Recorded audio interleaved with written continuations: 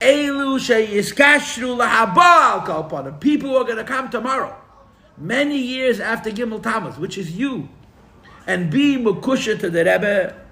Harei Moshe huzeh hamakasha. It's the same Rebbe. It's the same Nasi Yisrael, the same Moshe Rabbeinu.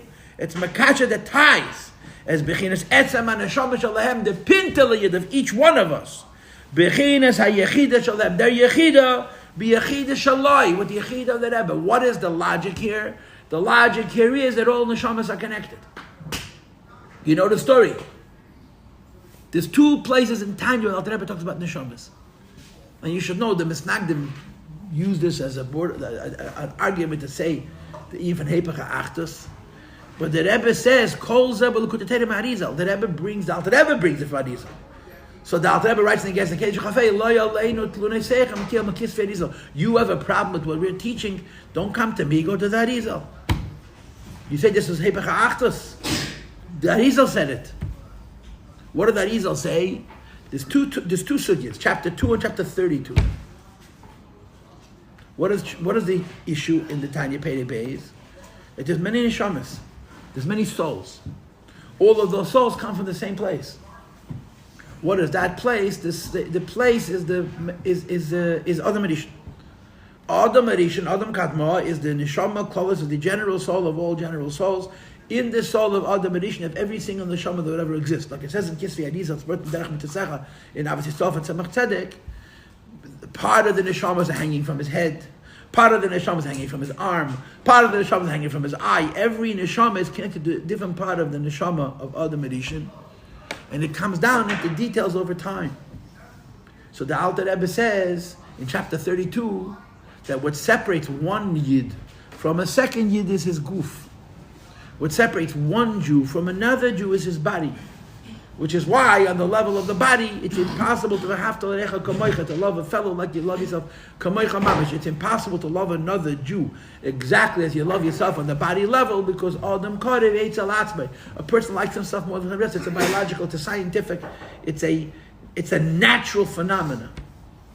So therefore, the Alter Rebbe says, you want to love another Jew like you love yourself.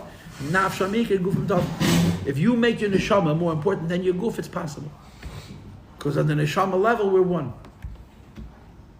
On the guf level, we're separate. On the neshama level, we're one. If you can get past the body and go on to the soul, you can be one with every single Jew. Avram Fried made a song when I was your age, Mamish. And I'm sure Manis wrote it or was involved. It's Perek Beis. Look inside, it's called Forever One. Look inside the heart of a Jew, open up its many doors. And the soul you'll find there inside is a reflection of yours. That's how the song starts. It's a whole song to bring out the idea that Yidna Be'etzem one.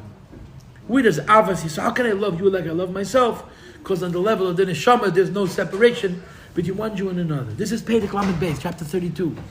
You have to read the words. I get so emotional. The older you get, the easier you cry. It's just one of those things. It doesn't make me a big chazz. It just makes me an old man. Aminut. So in chapter 2, he brings it also. Just like in chapter 32, Perek Beis, Alter Rebbe brings up the senior. When you make the soul primary and the body secondary, on the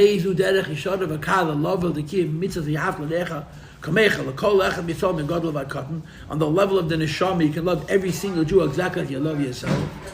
But, he doesn't talk about the difference between one Jew and another. I need your attention. In Perek Beis, you have the same conversation. But now he gives a mashal. In chapter 2, he gives a mashal to explain this idea that all souls are connected. Good morning, Shalom Ber. Good morning, Menachem Mendel. I'm so happy to have you.